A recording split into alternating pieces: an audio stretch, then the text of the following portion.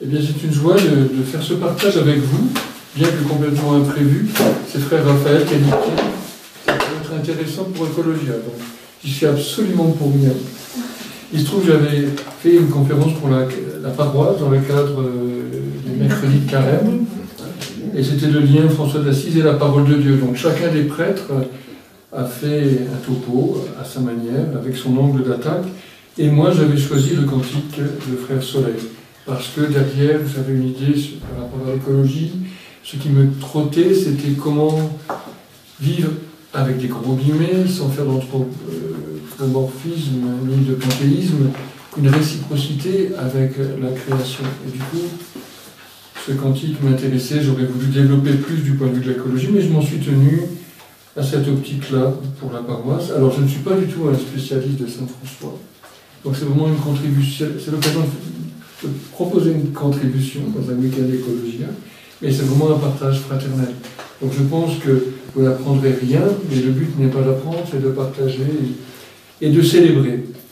Célébrer parce que, déjà, c'est le 800e anniversaire de ce cantique, c'est le hasard, pour ma part en tout cas. Puis c'est le 10e anniversaire de Laudato Si, si je ne me trompe, donc quand même, le pape François a pris son titre chez Saint François. Donc ça fait, disons, des bonnes raisons. Je vous ai donné un texte pour appuyer votre esprit, avec un plan. Et je voudrais à la fin ouvrir et j'attends vos réponses sur une question particulière.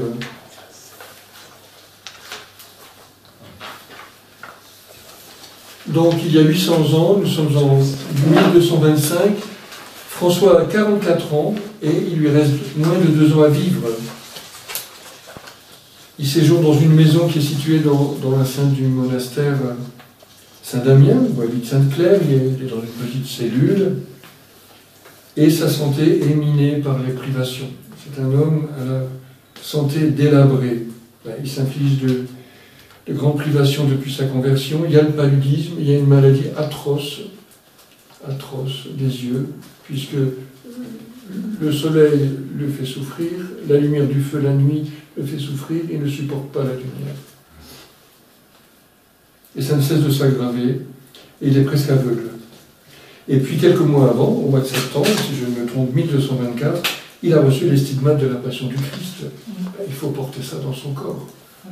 C'est pas en visio, en présentiel, qui le font également souffrir. Et tout ça, bien sûr, contribue à l'affaiblissement de son corps. Notre cher Saint François est devenu Saint François, comme vous le savez, comme tous les saints. Et une nuit d'insomnie, de souffrance, François est à bout de force. Il est vraiment découragé. Vraiment. Et les auteurs, les biographes, vous savez, il y a plusieurs biographies, plusieurs versions. C'est assez compliqué d'ailleurs d'avoir une vision unifiée de Saint François. Il y a beaucoup de littérature. Donc voilà Saint François qui supplie Dieu. Il n'en peut plus. Pitié, Seigneur, pitié, j'en peux plus. Dans mon corps, je suis vraiment découragé. Voilà. Il est au bord du découragement et il supplie Dieu de le prendre en pitié. Et alors il entend une voix intérieure. François, réjouis-toi comme si tu étais déjà dans mon royaume. François, réjouis-toi comme si tu étais déjà dans mon royaume. Et alors, il y a une transfiguration qui s'opère. Il y a un immense mouvement de louange qui soulève Saint François, depuis le plus profond de son cœur, et à travers tout son corps. Et alors le matin, il appelle ses compagnons, il les informe que malgré sa profonde indignité, Dieu lui a donné la certitude qu'il aura part au royaume. Et il leur déclare qu'il veut faire une nouvelle louange du Seigneur sur ces créatures dont nous usons chaque jour, sans lesquelles nous ne pouvons vivre et en lesquelles le genre humain offense beaucoup le Créateur. Cette petite phrase pourrait servir comme conférence parce qu'on est en plein dans la problématique autour de l'écologie d'aujourd'hui. Mais je ne m'y arrête pas. Faire une nouvelle louange du Seigneur. Nous savons bien que Saint François aimait louer, donc il rayonne ce matin-là, il s'assied, il se concentre et voilà qu'il se met à chanter. Eh bien, ce qu'on pourrait appeler la première partie du cantique de Frère Soleil. Il aimait chanter. Il chantait beaucoup, comme vous le savez. Et donc, voici cette première partie. Très haut, tout-puissant, bon Seigneur, à toi sont les louanges, la gloire et l'honneur, et toute bénédiction. À toi seul, très haut, ils conviennent, et nul homme n'est digne de te nommer. Loué sois-tu, mon Seigneur, avec toutes tes créatures, spécialement Messire Frère Soleil, qui est le jour, et par lui tu nous illumines. Il est beau et rayonnant avec grande splendeur, de toi très haut il porte le signe. Loué sois-tu, mon Seigneur, par sœur lune et les étoiles. Dans le ciel tu les as formées, claires, précieuses et belles. Loué sois-tu, mon Seigneur, par frère vent, et par l'air et le nuage et le ciel serein, et tous les temps, par lesquels à tes créatures tu donnes soutien. Loué sois-tu, mon Seigneur, par sœur eau, qui est très utile et humble et précieuse et chaste. Loué sois-tu, mon Seigneur, par frère feu, par lequel tu illumines la nuit. Il est beau et joyeux, et robuste et fort. Loué sois-tu, mon Seigneur, par notre sœur, par sœur, notre mère la terre, qui nous soutient et nous gouverne, et produit divers fruits, avec les fleurs colorées et l'herbe. Alors il s'agit ici de la traduction que j'ai prise dans les sources chrétiennes, et j'y ai remplacé le pour par le par. Je l'expliquerai après, mais je pense que vous savez déjà de quoi il s'agit. Avant cela, j'ai oublié de dire que l'angle de lecture de ce cantique, même si c'est le cantique qui prédomine, c'était de le lire en lien avec le créantique des créatures des trois enfants dans la fournaise. Alors chaque jour, c'est très fort, ce texte est très important pour saint François, jusqu'à sa mort, il va louer le Seigneur avec ce cantique. Il va même l'enseigner à ses compagnons, et il va leur demander de le chanter, lorsque lui-même sera trop malade pour pouvoir l'entonner. On a perdu la mélodie, les franciscains le regrettent, et il voulait même former des petites milices, des petits groupes, pour qu'ils aillent chanter ce cantique à travers le monde entier. Dire si pour lui ce cantique était vraiment très important. Alors évidemment, se réveiller le matin après cet découragement, cette parole d'espérance du Seigneur, et sortir ça comme ça de son cœur, c'était pas une pure improvisation, c'est pas possible. Ça veut dire que c'est tout le fruit d'un travail humain, spirituel, de la grâce, avec la coopérance de l'homme. Et ça fait longtemps que François portait ce poème, on va dire, cette méditation, cette louange dans son cœur. Et on peut dire, au fond, c'est ce qui... ça a affleuré pendant toute sa vie, si vous voulez, ce chant. Et on en retrouve des bribes dans le courant ordinaire de ses propos, si on regarde un peu tous les textes qu'on a gardés de lui. Voilà, c'est clair que ça affleure. Mais sous sa forme achevée, ce chant a jailli. Oui, on peut le dire, je disais, on devient un saint au long d'un itinéraire spirituel. Et alors, avec le contexte, entre la nuit et le jour, c'est la passion, évidemment, c'est la croix, et puis c'est la résurrection. C'est le chant de l'homme nouveau, qui a été touché par la gloire de Dieu. Et c'est, je pense, important de le signaler, c'est le chant de l'homme qui est réconcilié, qui est sauvé et qui est réconcilié. Nous, tout homme a à se réconcilier, à accueillir le salut qui est réconciliation avec Dieu et avec soi-même, avec les autres, avec la création, toutes les quatre relations, si vous voulez.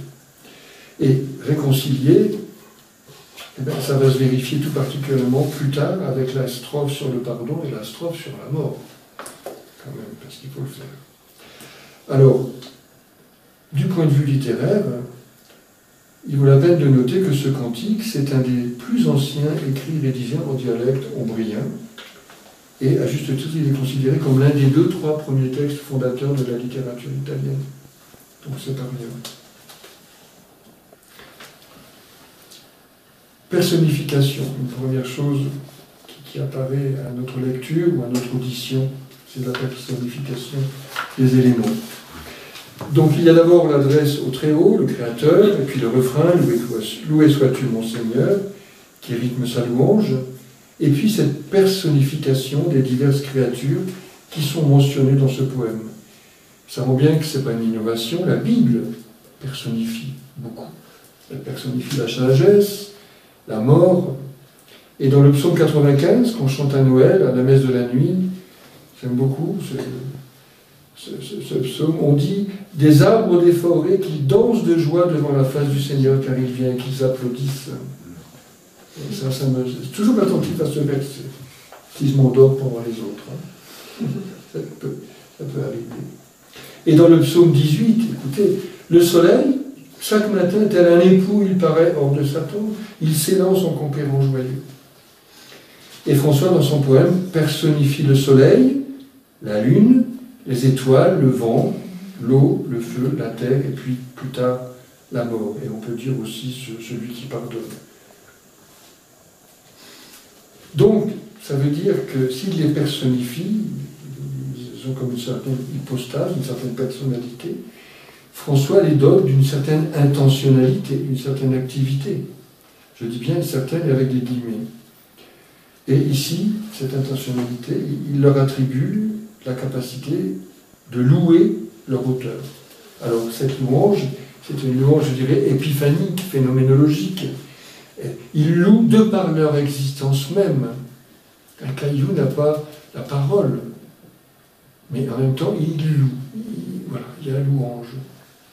La fleur, l'animal, etc., différemment. Donc, je dirais que c'est, donc, de par elles-mêmes, de par ce qu'elles sont, elles louent le créateur, leur auteur. On est dans le registre de la création, c'est très important. C'est le cadre de lecture. Et donc, c'est une louange qui s'exerce sous un mode, oui, épiphanique, de manifestation. Et du coup, cette personnification, et entre guillemets activité, au sens analogique, bien sûr, comment décrire soleil, lune, étoile, vent, eau, feu, terre et mort, avec une majuscule. Ce sont des personnages. J'en viens à la tradition de Père. Je ne sais pas trop quel est l'accent, mais peu importe. Donc j'ai remplacé pour par. Vous savez, je m'explique. Donc Laudato si mi Signore per sola luna e stelle. Per sola luna, Père. Et c'est vrai qu'on a l'habitude, on l'entend encore beaucoup, loué sois-tu Seigneur pour notre sœur, la lune et les étoiles. Mais dire loué sois-tu mon Seigneur par la lune et les étoiles est plus pertinent et plus judicieux et plus juste. Même s'il y a bien sûr les deux sens, il ne faut pas oublier. Donc c'est un problème, une question de traduction. Et selon les spécialistes, et puis j'ai ouvert moi-même mon gros dictionnaire d'italien, eh bien c'est vrai que père signifie premièrement par. Et c'est deuxièmement que ça signifie pour. Donc l'un n'empêche pas l'autre, bien sûr, je viens de le dire. Et c'est vrai que depuis 2009, on voit s'imposer le sens de par. Jean-Jean Baster a beaucoup appuyé cela, et puis les nouvelles éditions franciscaines emploient cette traduction. Donc loué sois-tu mon Seigneur par sœur lune et les étoiles, par frère vent, par frère feu. Donc par et pour, bien sûr, les deux sens existent. Par ou pour, cela induit bien sûr une différence de fond. Et je même dirais une conversion. Moi je m'y entraîne, quand par exemple je monte à l'Ermitage, je regarde, j'écoute les oiseaux, les fleurs, tout ça, et je fais cette louange. Et je vois que le pour vient, et je m'oblige au par. Et alors là, lorsqu'on dit par, il y a quelque chose de magique, de magnifique qui se passe et qui ne se passe pas par pour. Donc louer Dieu pour ses créatures, c'est nous qui louons. Et du coup, on est dans une perspective anthropocentrique. L'homme est au centre. C'est moi qui loue Dieu pour ses œuvres. Et du coup, les créatures constituent certes l'objet de ma louange, mais elles sont un objet passif. Et dans cette perspective, par elles-mêmes, sont la voix de l'homme qui monte vers Dieu pour clamer leur beauté, mais elles restent muettes du coup. Elles n'ont pas d'autonomie. Elles ne louent pas le Créateur. Alors c'est évident que cette thématique de l'homme qui chante de la création est présente dans le cantique, mais au second plan. Et ce qui occupe le premier plan, et c'est pour cela que ce cantique a une puissance aussi pour travailler et vivre de l'écologie intégrale. Ce qui occupe le premier plan, c'est l'affirmation de la bonté et de la beauté intrinsèque des créatures.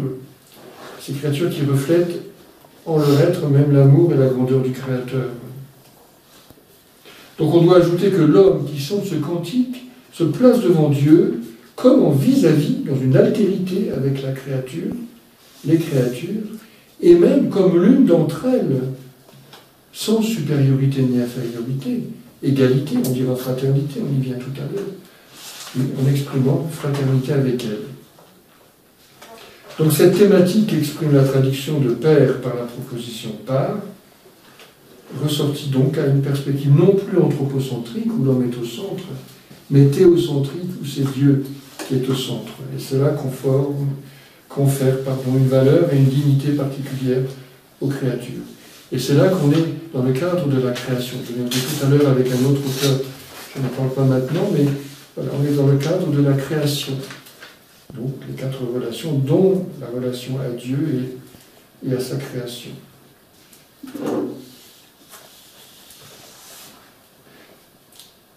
De ce point de vue-là, de la louange de Dieu par les créatures elles-mêmes, le cantique de Frère Soleil s'inscrit dans la grande tradition biblique. C'est la Bible qui chante, qui prie comme cela, spécialement à travers les psaumes. J'ai déjà cité le psaume 18, je vous cite des extraits du psaume 148. « Louez le Seigneur du haut des cieux, louez-le, soleil et lune, louez-le, Seigneur, depuis la terre, feu et grêle, neige et brouillard, louez-le, les montagnes et toutes les collines, les arbres des vergers, tous les cèdres, les bêtes sauvages et tous les troupeaux, le reptile, louez le Seigneur, l'oiseau qui vole, louez le Seigneur, la voix de la terre, tous les peuples, les jeunes hommes, les jeunes filles, les vieillards, voilà. Qui loue le nom du Seigneur, le seul au-dessus de tout le monde. » Et je n'ai pas nommé, mais ça m'avait frappé. Il y a même un psaume ou un texte des prophètes où c'est le chacal qui loue le Seigneur. Je trouve ça amusant. Donc tous ces psaumes, psaume 18 par exemple, psaume 48, il y en a d'autres, et puis ça, on le retrouve dans les écrits en général. Et bien sûr le cantique des 3 jeunes gens, au chapitre 3 du livre de Daniel, que François vient enrichir à travers son regard de foi et son génie poétique. Et il y a une réelle correspondance entre ces 2 cantiques. Alors, je ne vais pas énormément développer, il n'y a pas forcément beaucoup de matière pour développer, on pourrait plus. Donc François connaissait bien ces textes, qui tous les 3 figurent dans la liturgie des heures. François priait la liturgie des heures. Et alors je cite Thomas de Celano, qui est un des auteurs, d'un des biographes de François, et il l'a connu. De même qu'autrefois, les 3 jeunes gens dans la fournaise invitèrent tous les éléments à louer et à glorifier le Créateur de l'univers, de même François, plein de l'Esprit de Dieu, glorifiait, louait et bénissait continuellement pour tous les éléments et toutes les créatures, le Créateur de toutes choses. Donc voilà le biographe qui reconnaît lui-même le lien entre ce psaume ce cantique de Frère Soleil avec cet hymne, ce cantique des 3 enfants dans la fournaise. Alors quelques mots sur ce cantique des 3 jeunes gens, donc c'est dans le livre de Daniel, au chapitre 3. Et ça dit l'ancrage biblique du cantique de Frère Soleil, et François va dépasser, il ira plus loin que l'auteur biblique, que l'auteur sacré. Mais c'est la théologie vécue des saints, c'est le grand mystère de la tradition qui se développe. Donc le livre de Daniel, il est tardif, il est composite, et on peut dater son édition, sa version finale, de l'époque des Maccabées, donc 2e siècle, en grosso modo, avant Jésus-Christ.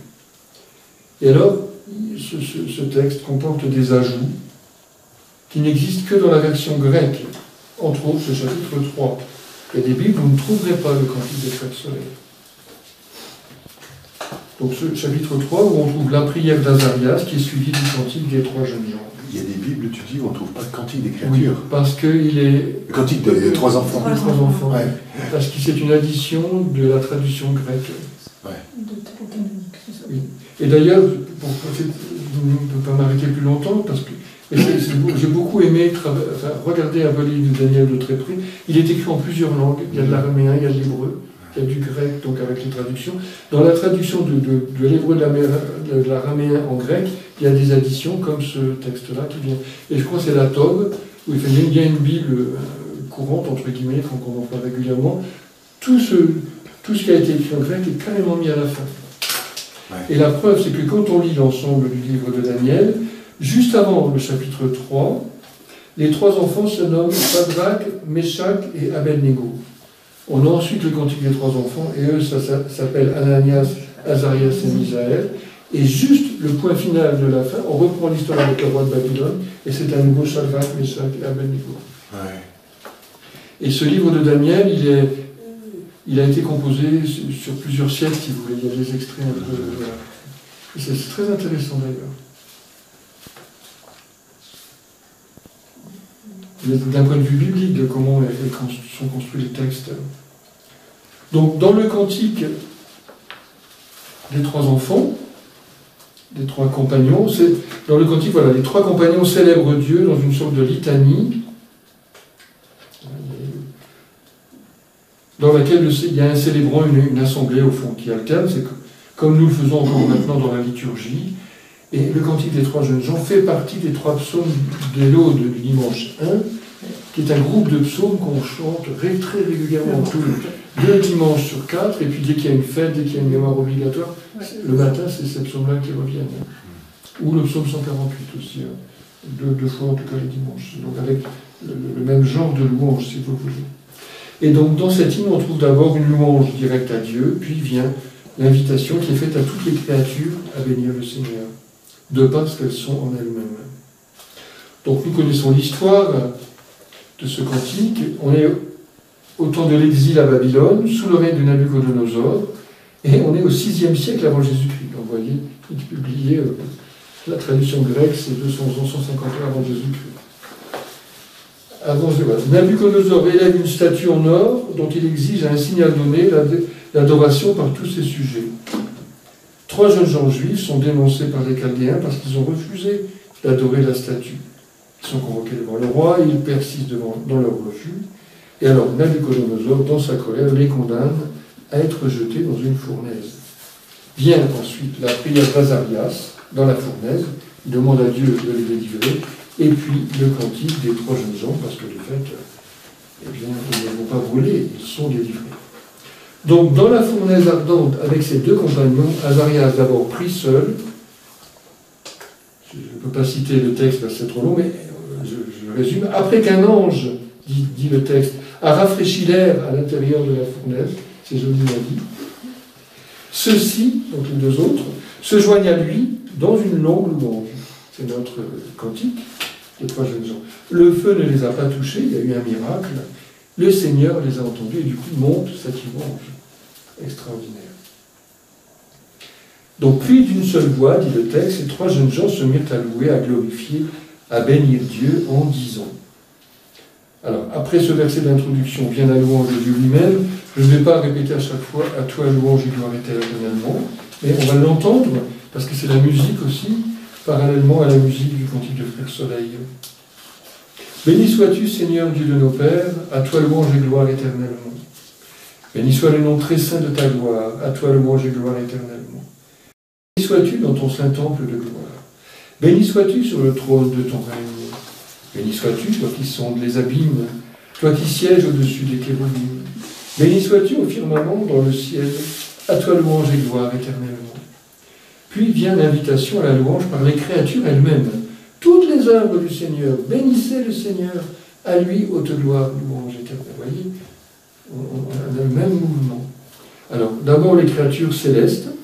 Vous les anges du Seigneur, bénissez le Seigneur, à lui haute gloire, louange éternelle. Vous les cieux, bénissez le Seigneur, et vous les eaux par-dessus le ciel, et toutes les puissances du Seigneur, et vous le soleil et la lune, et vous les astres du ciel, bénissez le Seigneur.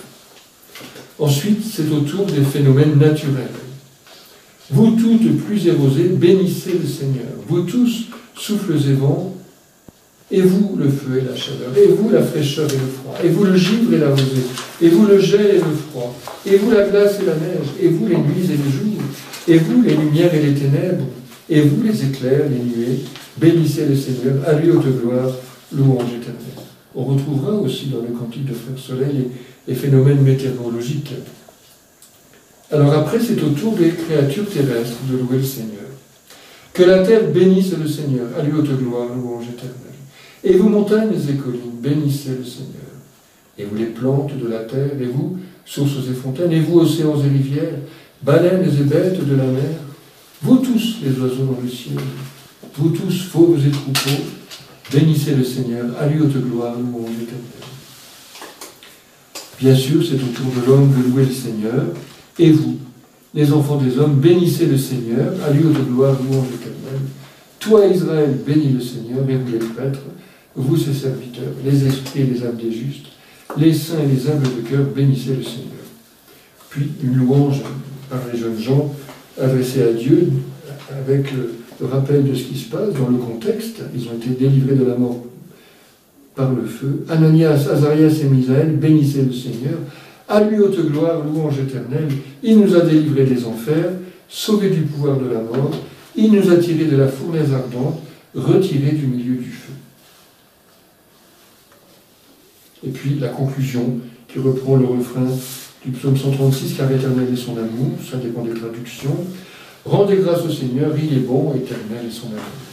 Vous tous qui adorez le Seigneur, bénissez le Dieu des dieux, chantez et rendez grâce, car éternel est son amour. On n'est pas loin de Saint François, du cantique de Frère Soleil, du cantique des créatures, comme on l'a dit. François, c'était d'abord, il a appelé le cantique de Frère Soleil. Donc on est proche du cantique de Frère Soleil. En fait, c'est l'inverse. Le cantique de Frère Soleil est proche. On a en commun le soleil, la lune, les étoiles, le vent, l'eau, le feu, la terre, les fruits, les fleurs, l'herbe, qui sont dans la catégorie des plantes de la terre. On n'a pas la mort. Et avec le psaume 148, on avait en commun le soleil, la lune et le feu. Le livre de Daniel reprend le récit, narrate le récit. Donc le roi Nabuchodonosor constate que malgré les flammes, les jeunes gens sont sains et saufs. Il reconnaît le miracle et il demande qu'on respecte le Dieu des trois jeunes gens. Et comme disent certains auteurs, confesse entre guillemets une certaine foi en lui. Bon, il avait la foi aussi en d'autres dieux en même temps. Ce cantique s'inscrit donc dans la trame d'un récit de martyr, de témoignage, où est mise en avant la constance dans la foi, la confiance dans le Dieu unique et vrai. Dieu sauve son fidèle en toutes circonstances. Et puisqu'il est le seul Dieu vivant, il est également le seul qui mérite d'être adoré, ici à travers par l'universalité de ses créatures. Et puis, s'il est le Créateur, alors il peut être le Rédempteur. Il est tout-puissant.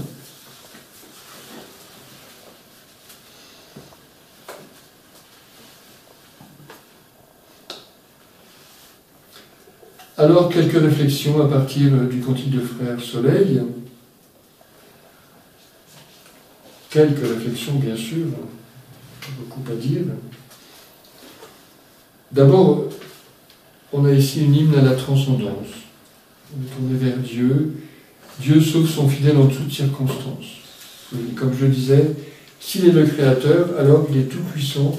Il est aussi sauveur et rédempteur. Tout le vocabulaire dans la Bible, dans l'Ancien Testament, autour de la création, c'est autour de l'exil, autour des prophètes. Effectivement, Israël prend conscience de cela. Donc il est intéressant de relever que dans le cas de François,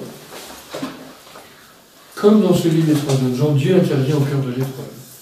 François est au bord du découragement, son corps l'abandonne, et les pauvres gars, là, ils sont quand même dans la fournaise. Même si un ange souffle le frais. Donc oui, une nuit d'insomnie, de souffrance, de découragement. François était à bout de force physiquement, spirituellement. Il suppliait Dieu de le prendre en pitié. Et dans le cas des trois jeunes gens, c'est la persécution pour la foi et la mise à mort dans une fournaise. Donc, une prière des deux côtés. Et puis, on est dans un contexte de salut. C'est dans un contexte de salut que monte la louange de l'un et de l'autre. C'est après avoir expérimenté la puissance de Dieu qui se déploie dans la faiblesse. Et dans ces louanges-là, c'est avant tout Dieu qui est à l'honneur. Chez François, c'est intéressant de noter, vous pouvez développer, très haut, tout-puissant, bon Seigneur, à toi sont les louanges, la gloire et l'honneur et toute bénédiction. Loué sois-tu, mon Seigneur. Et chez Daniel, on a béni sois-tu, Seigneur, Dieu de nos pères, à toi louange et gloire éternellement. Bénissez le Seigneur, à lui haute gloire, louange éternelle. Vous voyez, c'est très proche. Donc, comme dans le Cantique des Trois Jeunes Gens, le Cantique de Frère Soleil s'ouvre par un grand élan de louange vers le haut qui exprime la transcendance. Pour Éloi Leclerc, c'est intéressant pour la suite, parce que c'est une manière aussi de regarder la pauvreté franciscaine.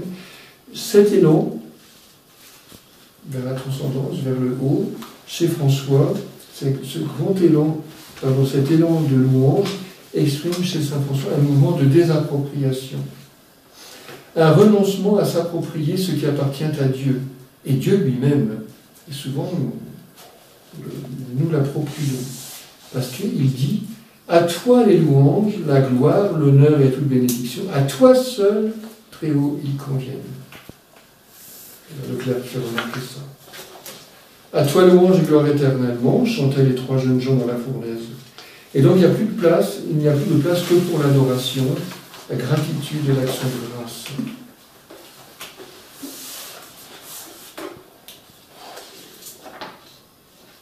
Donc Dieu est intervenu dans l'histoire.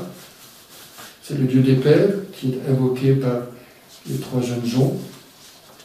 Et chez François, c'est le Très-Haut qui est aussi le bon Seigneur. Dieu est vraiment digne d'être Dieu. Et nul homme n'est digne de te nommer, chante François dans son cantique. Vous voyez, ça dit quelque chose. Dieu reste au-delà de ce que nous pouvons penser de lui, les mystères, et en même temps, il est tout proche par sa présence magnifique, puisqu'il descend. Il descend. Ben, c'est l'incarnation. Hein. Alors, une fraternité cosmique.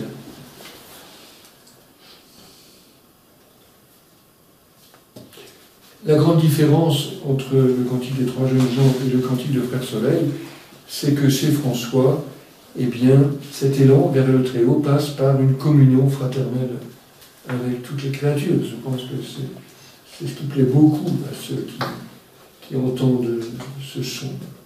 Loué sois-tu mon Seigneur avec toutes tes créatures. Si saint François s'abreuve à la source biblique, eh bien, je l'ai déjà évoqué, sa louange, elle est originale. Et elle est tirée de son expérience, de sa prière, de sa sensibilité humaine, de sa sensibilité spirituelle aussi. Et je crois qu'il faut prendre les choses de manière forte. François apporte quelque chose à l'inspiration biblique. Il apporte sa note tout à fait personnelle, originale. Ça reste complètement biblique et ça déploie tout ce qui était contenu dans la Bible. C'est la théologie vécue des saints. Voilà. Parce que la parole de Dieu, ce n'est pas seulement ce qui est écrit, c'est ce qui est transmis à travers l'Église aussi.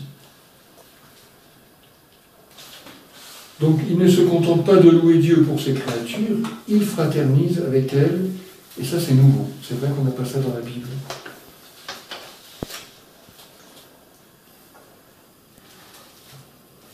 Et bien sûr, donc ce qui frappe le plus, c'est de voir que chaque élément cosmique est appelé par frère ou par sœur. François ne connaît pas le soleil, le vent, l'eau, etc. Mais il connaît frère soleil, frère vent, sœur eau, frère feu. Je n'ai pas noté des occurrences qu'on peut relire, qu'on peut trouver dans ses œuvres ou chez les biographes, mais ça revient constamment. Il vivait vraiment cela, il vivait vraiment cette fraternité, une fraternité au premier degré. Alors, je ne sais pas comment distinguer entre fraternité avec ses frères et sœurs de sang et la création, mais toujours est-il qu'il y avait une réelle et véritable fraternité avec les éléments. Et, vivant, non vivant, peu importe. Donc c'est pas seulement de l'allégorie. Il éprouvait réellement dans la vie de tous les jours des sentiments fraternels à l'égard des créatures les plus matérielles. Et donc c'est une manière d'être au monde particulier qui se manifeste. Et tout le travail d'écologia, toute la démarche d'une éco-balade, alors c'est vrai, Blondine, il y a un mois et demi, elle nous a dit, regardez frère Jasmin ou sœur Orchidée. Mais elle nous a parlé de l'orchidée, elle nous a détourné de nous-mêmes, elle nous a intéressés à l'orchidée. Elle nous a voté face à face dans un vis-à-vis, dans une altérité avec cette orchidée. Elle nous a raconté son histoire, elle a raconté bien des choses. Et nous sommes entrés en relation avec cette orchidée. La preuve, c'est que depuis cette balade, on a attendu plusieurs fois, et bien vous voyez partout des orchidées qui demeurent ici et s'étendent tout autour. Il y a un respect extraordinaire pour les orchidées sauvages. C'est toutes des orchidées pyramidales. Voilà. Il y en a 5 sortes. Vous savez mieux que moi, de toute façon. Et c'est pour dire. Alors, les sœurs n'ont pas dit en entendant, sœur orchidée, attention, je vais t'éviter. Il n'y en a pas ce qu'elles vont éviter. Il y a quelque chose, hein, il y a un petit quelque chose. Enfin, c'est pour ça que toutes ces actions sont capitales, évidemment. Cette fraternité, elle peut prendre d'autres mots, d'autres manières de faire, etc. Alors, frères, sœurs et mères. Oui.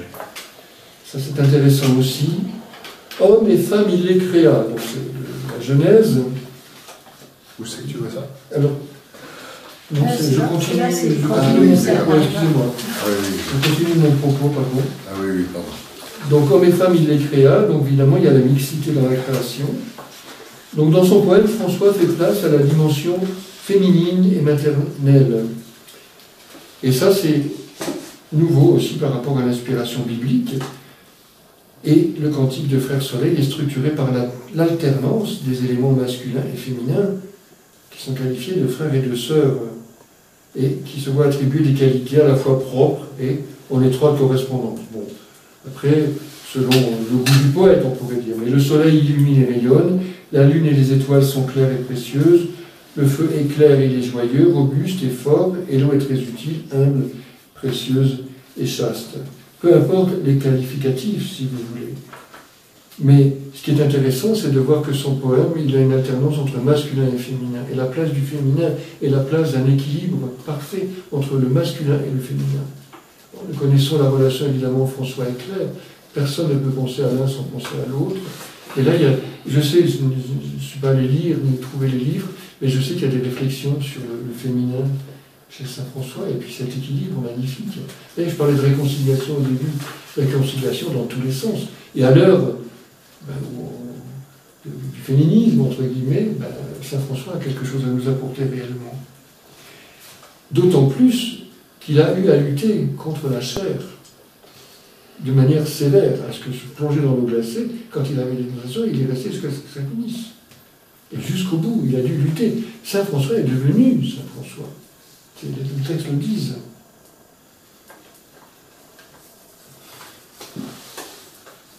Après, voilà, la vitalité, la force irradiante sont du côté des créatures masculines, l'humilité, la préciosité, l'utilité du côté des créatures féminines. Bon, ça, c'est le poète qui parle. En tout cas, il n'y a aucune rivalité, il n'y a pas de tension entre les unes et les autres. Et pourquoi, au fond? Parce qu'il est saint et saïenne d'esprit, et que toutes elles sortent de main du Créateur. Et toutes concourent chacune à sa façon au bien de l'humanité. Alors la Terre mérite une mention spéciale, parce qu'elle est à la fois notre sœur et notre mère. Alors elle est notre sœur en tant que créature, elle est notre mère tout simplement parce qu'elle est nourricière et maîtresse de vie. C'est dans ce sens qu'on peut entendre le verbe gouverner selon les traductions. Moi, ça m'a étonné aussi. Peut-être ça vous a étonné quand vous avez pris conscience de cela ou entendu vous avez été attentif à ce cantique. Quelles sont les créatures évoquées dans le cantique de Frère Soleil? Eh bien, dans le cantique des trois jeunes gens, on a les créatures célestes, on a les phénomènes naturels, on a les créatures terrestres, dont les plantes et les animaux, on a l'homme, tout ça loue le Seigneur et le Créateur. Dans le cantique de Frère Soleil, en dehors de l'homme, avec la strophe sur le pardon, on y viendra tout à l'heure, les seules créatures vivantes qui sont évoquées sont des végétaux. Les fruits, les fleurs et les herbes. Et alors, on peut quand même s'étonner de l'absence des arbres, d'autant qu'il y a des propos magnifiques sur la réaction de François par rapport aux arbres, et surtout des animaux. Moi, quand j'ai commencé à travailler un peu sur François, j'avais envie de m'arrêter au loup de Goubier, à la prédication aux oiseaux, et bien il n'y a pas un animal dans le cantique de Frère Soleil. C'est quand même étonnant. Alors, il convient de distinguer dans la première partie qu'on a lue pour le moment, une liste principale qui est composé des créatures qui sont directement impliquées dans la louange adressée à Dieu. Et leur désignation est précédée par la formule « Loué sois-tu mon Seigneur par ». Et puis il y a une liste annexe qui comprend des créatures qui sont citées mais à titre d'appoint. Et donc les fruits, les fleurs et les herbes sont dans la seconde liste. Parce que François ne les mentionne que pour illustrer le rôle maternel et nourricier de notre sœur mère Terre. Donc leur rôle est accessoire pour la construction du cantique. Et ça relativise l'absence des animaux, puisque aucun être vivant, au sens fort, ne figure comme tel dans la première liste. Alors, il faut se reporter à la physique et aux connaissances astronomiques de l'époque. Quelque part, en raccourci, François est encore un élève, un disciple d'Aristote.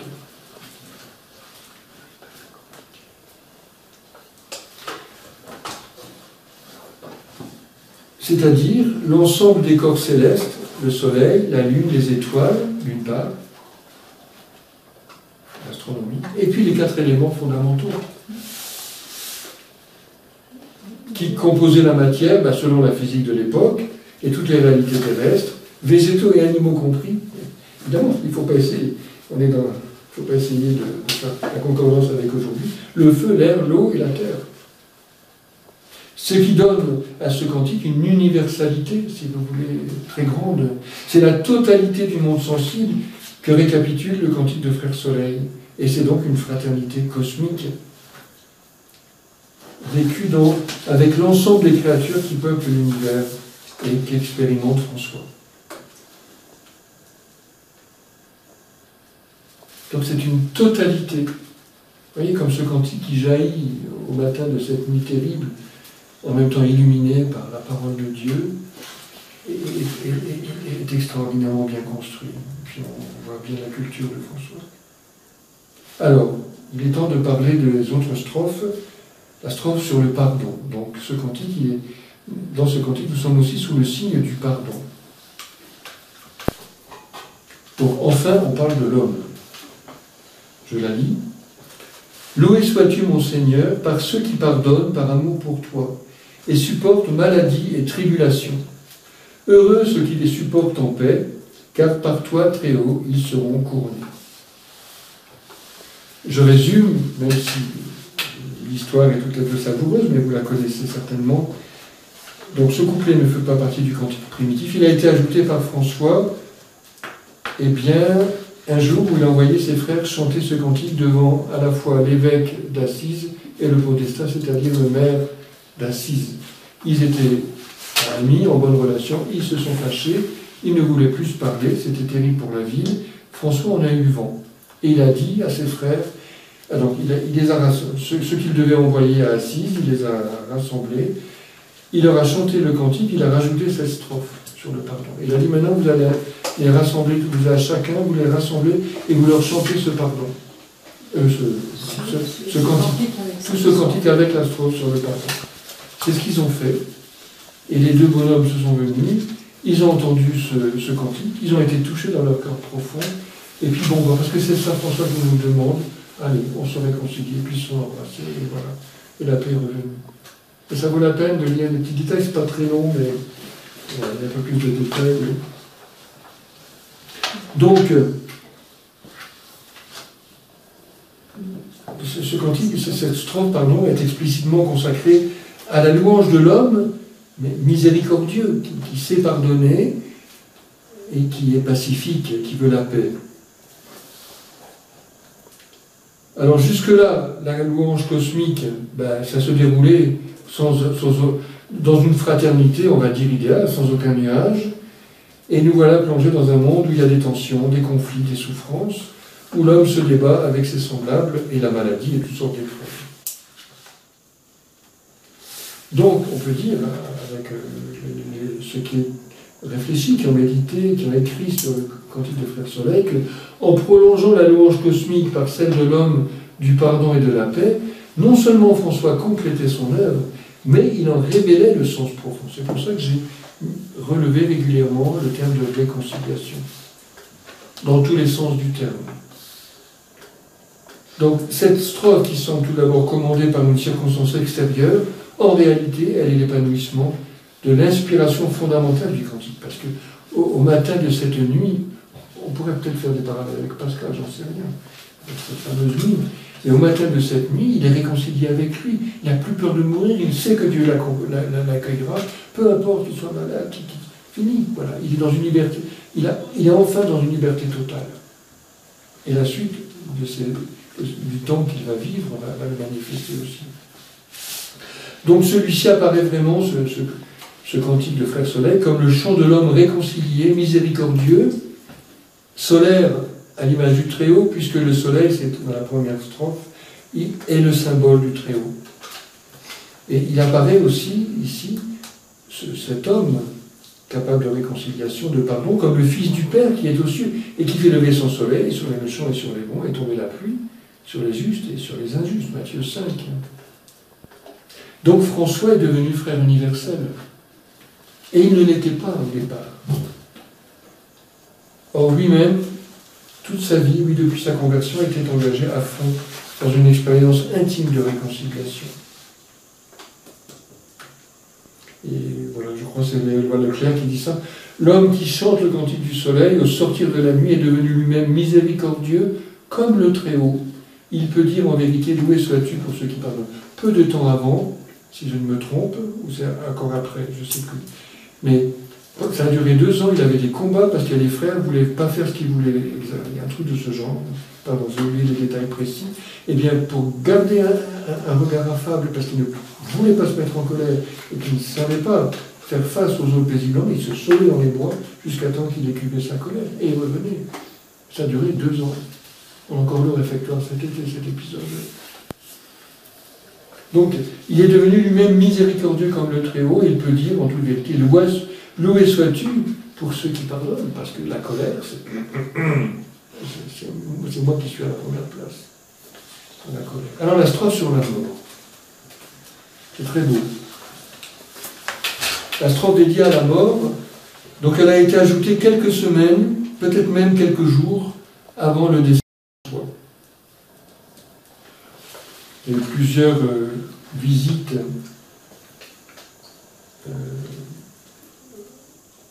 de personnes qui lui ont dit, le médecin est venu, alors je vais te soigner, d'accord, bon ben ça va, tu vas guérir. François lui dit, dis-moi la vérité, qu'est-ce que tu dis, dis-moi vraiment ce que tu penses. Alors voilà, je vais te dire, non, tu ne vas pas guérir, mais tu vas mourir dans quelques mois. Le médecin, pardon. Mais bien c'était apparemment pour François, si vous l'en voulez, moi. Finalement, quand même, quelques mois plus tard, Élie, donc qui était très proche de lui, vient lui confirmer qu'il va mourir bientôt. Prochainement. Alors, voilà que François qui se met à louer Dieu avec ferveur et qui déclare « Si je dois donc bientôt mourir, appelez-moi frère Ange et frère Léon pour qu'ils me chantent sœur mort. » Alors Ange, son gardien, et Léon, son secrétaire et confident, arrivent.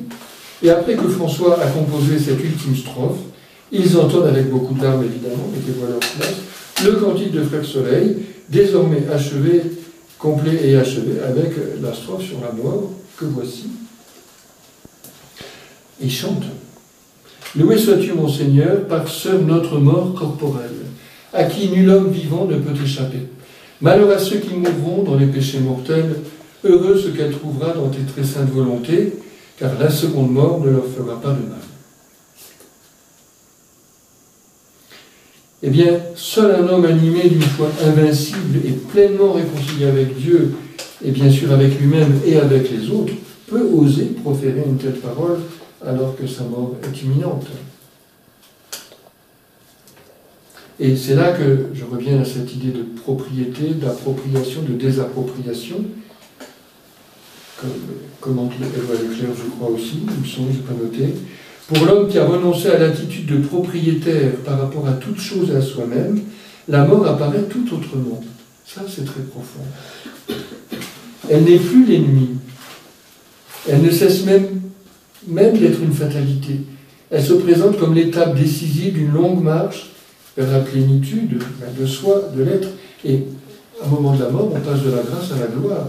Il y a un épanouissement de sa personnalité. On est encore plus nous-mêmes après notre mort lorsque nous entrons dans la gloire. Il y a vraiment un épanouissement. La mort est une étape d'épanouissement. Je dis ça sous le contrôle de Jean-Paul II dans une catéchèse sur l'Assomption. Donc, la mort n'est pas seulement un passage, elle est l'acte suprême de ce dessaisissement de soi. Et vous voyez, où on s'accroche, où on se dessaisit, qui nous livre tout entier à la splendeur de Dieu, la splendeur de l'être, de la vie, de la beauté. Et c'est ainsi que François envisage sa propre mort. Et il ne la subit pas, il l'accueille, et même il l'intègre à sa vie. Et moi, personnellement, je suis convaincu que la mort, c'est le dernier acte de notre vie. Il y a une dimension, malgré les causes secondes et tout ce que vous voulez, bien sûr, qui sont là, il y a une dimension de liberté, ça c'est sûr. Donc le signe de ce dessaisissement, c'est que François meurt tout nu, étendu sur la terre nue. Il a demandé à ses frères de faire ça, de le déposer tout nu sur la terre nue. Et pour ressembler parfaitement au Christ crucifié pendu en croix, pauvre, souffrant et nu, rapporte les Unda Mayor, il voulut qu'à sa dernière extrémité, on l'étendue nu sur la terre nue. Cette volonté de dépouillement total et d'humble communion à la terre exprime bien sûr l'orientation d'une vie.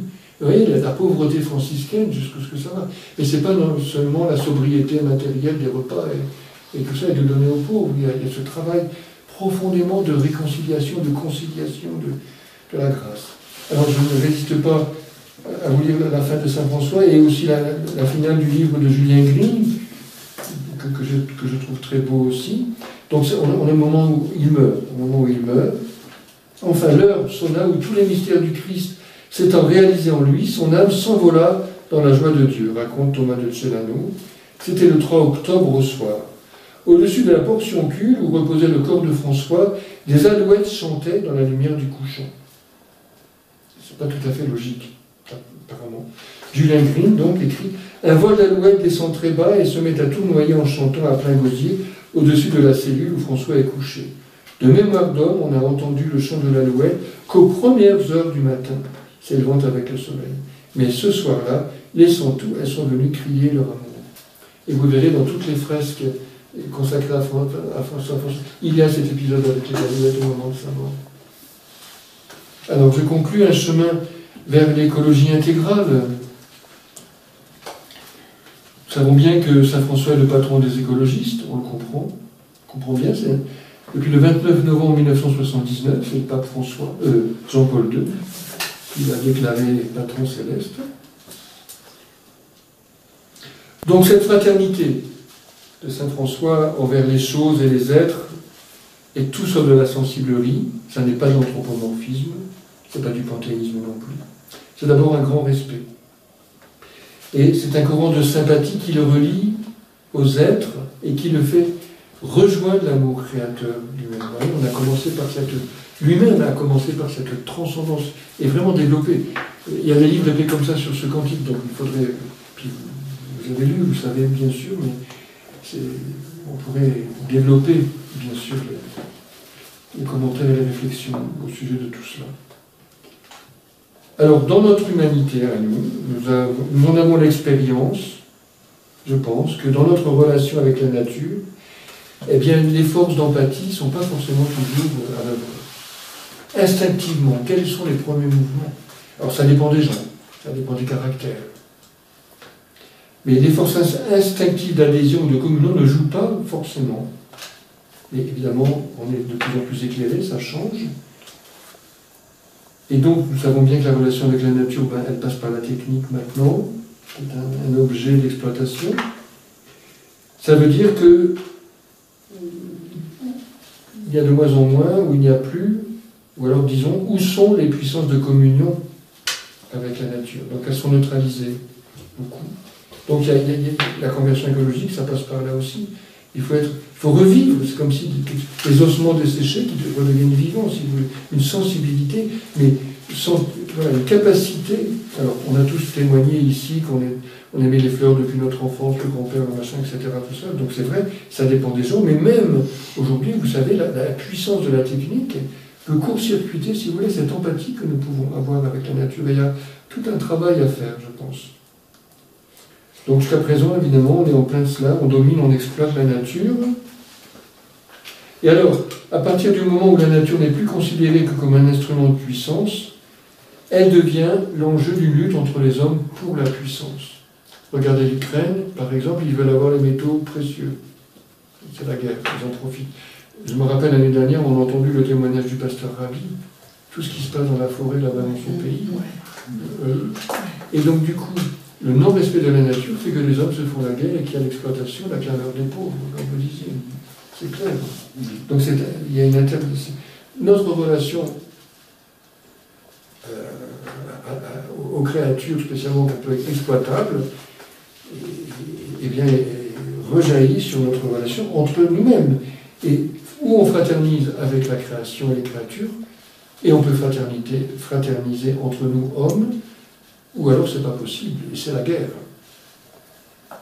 Donc il faut que nous apprenions à fraterniser avec la nature, sous peine de périr avec elle. Ben, c'est bien le sens de ce qui nous anime, parce que oui, refuser de fraterniser avec la nature, c'est aussi en définitive se rendre incapable de fraterniser entre hommes, parce que c'est le primat de l'individualisme, c'est moi. Alors ça ne veut pas dire fraterniser avec les créatures inférieures, ça ne veut pas dire renoncer à les utiliser et les mettre au service de l'homme. François reconnaît l'utilité du soleil, de l'eau, etc. Je n'insiste pas. Et puis le pouvoir que l'homme a acquis sur la nature permet aussi quand même de rendre la nature plus propice et moins aveuglant, plus fraternel aussi, hein, bien sûr. Si on arrive à faire des digues pour endiguer l'eau et pour ne pas avoir un village détruit, voilà. C'est quand même la technique. Voilà. Il libère aussi la nature dans ce qu'elle a d'aveugle et d'écrasant. Alors, signalons que François ne se met pas à part de la création, il se reconnaît lui-même comme créature, tout entier dépendant de Dieu, et il se place parmi les créatures. Ils se sont chez lui, près d'elle, parmi elles. Donc c'est une démarche religieuse, c'est sûr, qui l'amène à se rattacher à l'ensemble des créatures et qui lui ouvre le sens profond du monde. Et lui faisant voir dans tous les êtres des frères et des sœurs issus du même amour créateur. Et je pense que cette expérience, on peut l'avoir au-delà de la foi, au-delà de ces mots-là, de cette terminologie, et que tout homme est capable de cette relation, et il est en relation aussi de cette manière. Donc, je peux maintenant faire entendre la dernière strophe du cantique. « Louez et bénissez mon Seigneur, et rendez-lui grâce, et servez-le avec grande humilité. » C'est ainsi que se termine le cantique de Frère Soleil. Donc,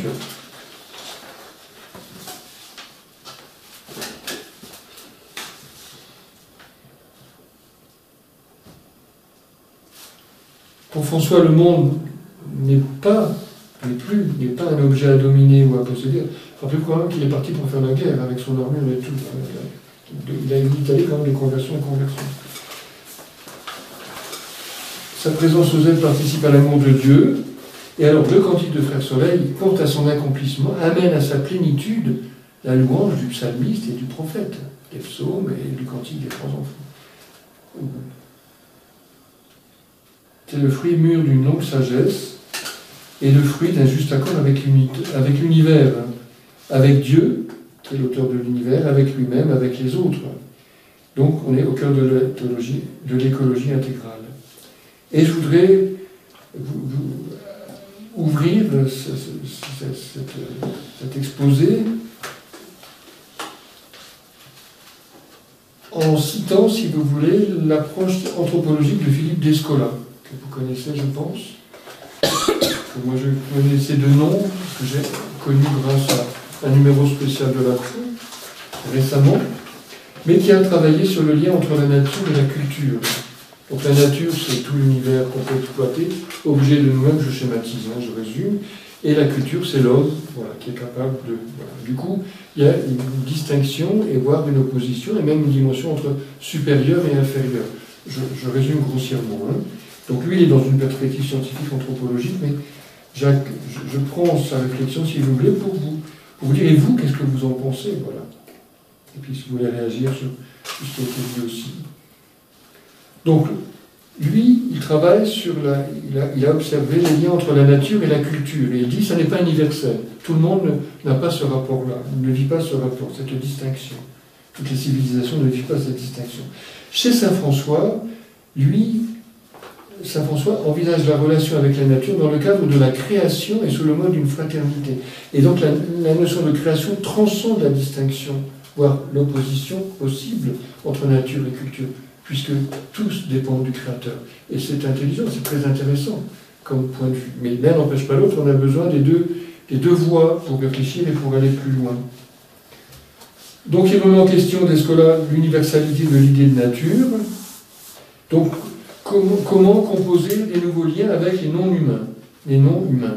Donc il est amené, c'est une expression que voilà, je vous interroge aussi, que je vois Bourreux aussi, le dominicain, que vous connaissez par ailleurs, emploie cette expression, je vois qu'on la lit ici ou là. Comment envisager la globalité sans rapport de supériorité et d'infériorité? Donc, les scolaires arrivent à dire, mais il y a les humains, et il y a tout ce qui n'est pas humain. Et dans tout ce qui n'est pas humain, attention, c'est pas péjoratif, dans tout ce qui n'est pas humain, il y a tout. Attendez, je vais vous dire exactement. Donc, il cherche à composer de nouveaux liens avec les non... Comment les humains peuvent établir des liens, des nouveaux liens avec les non-humains, c'est-à-dire la création, l'univers, tout ce que... Distinction humain, voilà. En tant qu'opro, voilà, il préfère employer l'expression non-humain, parce que voilà, le terme de non-humain me semble moins marqué culturellement par rapport au concept de vivant. Il englobe un ensemble beaucoup plus vaste, les sols, les rivières, les reliefs, notre milieu de vie, etc. Parce que voilà, ce que je dis, le naturalisme conduit à percevoir les non-humains comme des choses que l'on peut exploiter, utiliser. Ce n'est pas forcément toujours le cas, mais c'est un risque. Et c'est là que j'arrive à ma conclusion. Et il donne un exemple, il parle, donc avec François, nous avons pris acte de cette personnification des éléments, à travers le terme de frère, de sœur. Et lui, il s'est intéressé aux personnalités juridiques, comme une personnalité morale. Et j'ai trouvé ça intéressant. Donc, je mets côte à côte personnalisation, une personne, personnification, et personnalité morale, comme une association, comme une entreprise. Je m'intéresse aussi beaucoup aux personnalités juridiques accordées à certains milieux. Ce mouvement a commencé en Nouvelle-Zélande avec la rivière Wanganui, qui a été reconnue comme un sujet juridique. Donc cette rivière, par elle-même, elle a une existence, indépendamment de vous et de moi. On reconnaît déjà les entreprises comme un sujet de droit. Il est donc naturel de reconnaître aussi d'autres non-humains. Au fond, ce mécanisme permet de changer complètement le rapport des habitants avec leur milieu. Ils ne sont plus propriétaires, mais des occupants à titre gracieux, qui doivent donc se faire accepter. Si l'on réfléchit à l'échelle de l'individu, je dirais que la première étape serait d'entretenir l'attachement au monde qui nous environne, tout en ayant conscience des liens multiples qui nous y relient, de nos dépendances. La deuxième serait d'aller à l'encontre des mécanismes qui ont rendu possible le naturalisme. Je pense par exemple à la désubjectivation des autres qu'humains, c'est-à-dire le fait de les considérer comme des choses. Donc si c'est une chose, je peux l'exploiter, c'est ça le risque au bout du compte. Il ne s'agit pas forcément d'avoir des dialogues avec eux, ce que beaucoup ont avec leur chat, leur chien, etc., soit dit en passant, dit-il, mais de considérer que les milieux de vie peuvent devenir des sujets de droit, et donc on doit respecter. On en revient à la personnalité juridique. Alors voilà, comment, je ne sais pas comment accueillir ce genre d'expérience. En tout cas, ça aide à penser la relation entre nous et les créatures. Comment penser vivre la relation, comment vivre une sorte de réciprocité entre guillemets, dans un sens analogique évidemment, avec la nature, avec la création, comment vivre dans l'altérité, dans l'interdépendance, comment se décentrer de soi, de l'humain, dans une relation d'empathie, de respect. Bourreux parle de convivialité, vivre ensemble, avec le non-humain. Alors, c'est une question, je ne sais pas si le terme de maison commune convient seulement pour les êtres humains entre eux, ou s'il englobe aussi l'ensemble de la création et de l'univers. Donc voilà, ni despote, ni intendant du monde, dit Christophe Bourreux, mais hôte attentif, scientifiquement et moralement reconnaissant d'une convivialité dont l'homme a la charge. Donc voilà, j'ai achevé mon propos, ce partage, et je serai heureux d'entendre vos réactions et vos avis.